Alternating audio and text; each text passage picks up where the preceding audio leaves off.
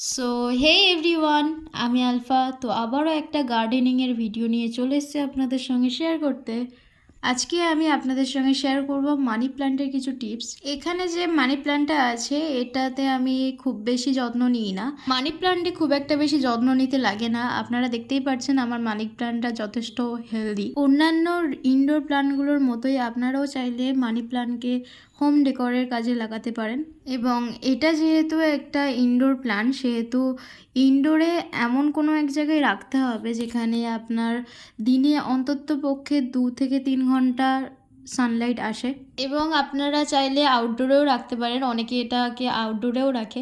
তবে একটা জিনিস মাথায় রাখতে হবে, যেখানে সেমি শেড বা অল্প রোদ আসে সেই জায়গাটাকেই আপনাকে সিলেক্ট করতে হবে মানি প্ল্যান্ট রাখার জন্য।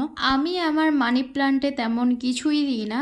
জাস্ট আমি 15 দিন অন্তর অন্তর যে খাবার লবণ থাকে ওই খাবার লবণ আর জল মিক্সড করে এটা গাছের গ্রোথ অনুযায়ী আমি দিয়ে থাকি। এছাড়া আমি রাসায়নিক সার বা জৈব সার কিছুই ইউজ করি না।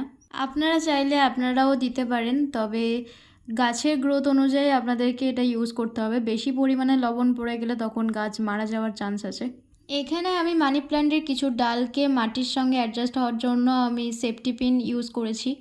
আপনারাও এটা করতে পারেন, এটা ভালো কাজ দেয়। মানি প্ল্যান্টের ক্ষেত্রে আপনাদের এটাও নজর রাখতে হবে যে যেন ওভার ওয়াটারিং না হয়।